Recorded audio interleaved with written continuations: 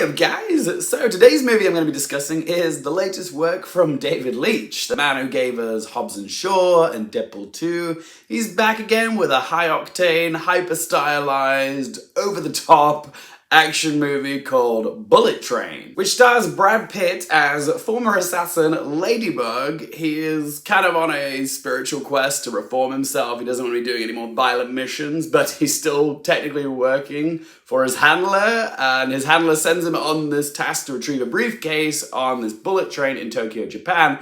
But Ladybug considers himself to have like the worst luck ever because he gets caught up in a complex web of colourful characters. A lot of other assassins are on board this train. So yeah, he's got himself in some deep doo-doo. Gotta say, I was really excited for Bullet Train. The trailer looked immense. Just like one of those leave your brain at the door type summer action movies. Doesn't require too much thought. You can just sit back and enjoy the ride.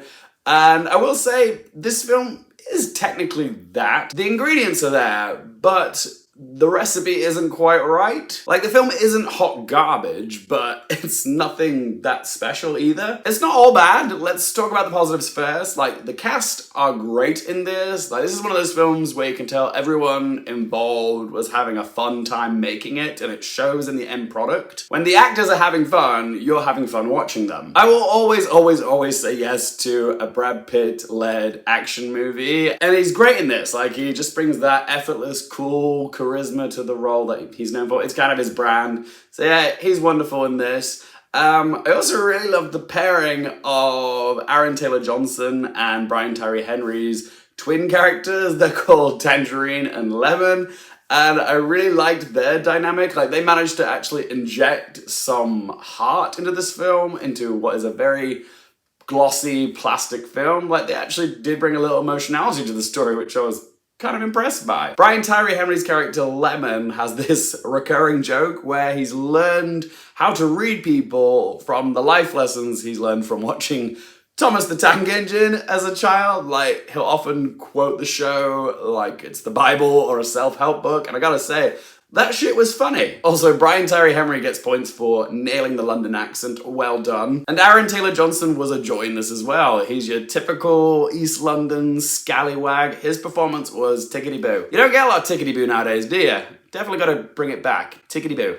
It's a British colloquialism, if you're wondering. It essentially just means it's good, it's the dog's bollocks. Also a British colloquialism. But yeah, Aaron Taylor-Johnson, Brian Tyree Henry, the double barrel boys, they are both great individually in this, and they're even better together. Those two, plus Brad Pitt, were definitely the standouts of this film, but there's also great work from Andrew Koji, Bad Bunny, and Joey King. I also got a kick out of the action in this film. I appreciated the violence that David Leitch brought to this film, because a lot of summer big budget blockbuster movies, God, that's a fun sentence, they often don't get very violent because they want to keep a PG rating, get as many bums in seats, but at least this, he wasn't afraid to go a little bit brutal here. And one little detail that I really appreciated is that David Leitch actually took the time to show his characters reacting to like pain, like during the fight sequences, like just like Brad Pitt like rubbing his shin after he gets kicked in the shin, or when someone gets the wind knocked out of him, you can see them like gasping for air. Like,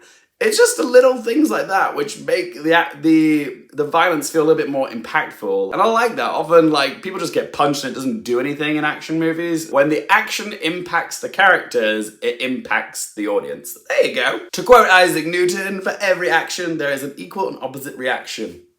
Oh yes. Science. Or was he a mathematician? Maybe. Just checking the old Google. Ah, here we go. He was an English mathematician, physicist, astronomer, alchemist, theologian, and author. God, what have I done with my life? One day when I've died, when people type my name into Google, it's just going to say, Luke Hayfield talked about movies. Yep, Mum and Dad are very proud of me. As for negatives, where this film really falters is the 3 S's. Script, structure, and story. Given that this is a film which primarily takes place in just one location, which is the bullet train itself, this film does feel far too long for a very simple premise. Like, this film is 2 hours long. I think you could have cut half an hour out of it easily. The pacing of this film is a problem because it really is all over the place. Like, at the start of the film, it's lightning fast. And then the middle bit of the film feels quite baggy and slowed down.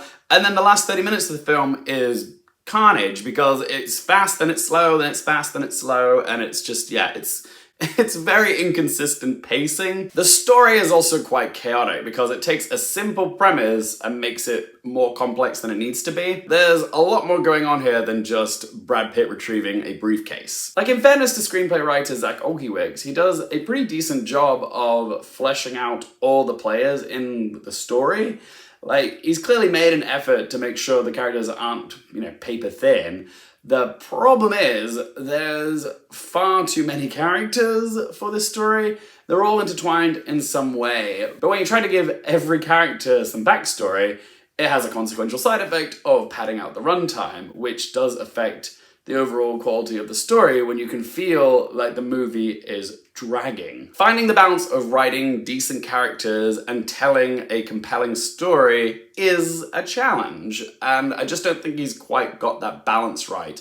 It needed a little bit more finessing. I honestly think the script would have benefited from a redraft or even a second redraft because there is a lot going on here. It does feel a bit chaotic in places, and when you pair all that with David Leitch's self-indulgent directorial style, you do end up with a film that feels bloated. Like, there is a great story here. I can see the potential for it. It's just, it needed some fine-tuning or some sanding down of the rough edges. So let's ask them 3 questions. Firstly, would I watch it again?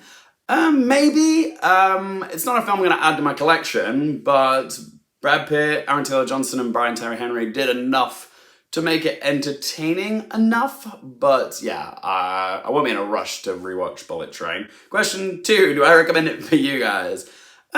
Sure. If you're just looking for a fun enough, disposable action flick, then yeah, this is right up your alley. There's some decent performances in it, some entertaining action sequences, but yeah, it's not a film I would push on my friends saying, yeah, go watch it, it's amazing, because it's not.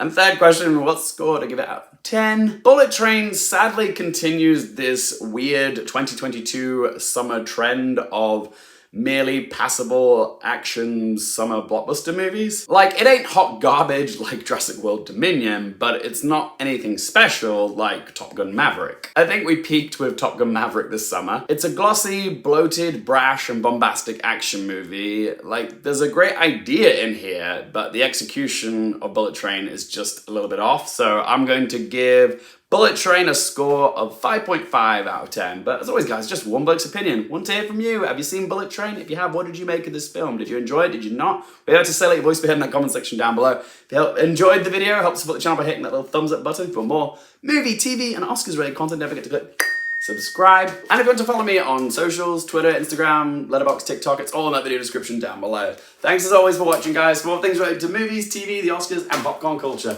I'm Lee Carefield, and I'll see you next time.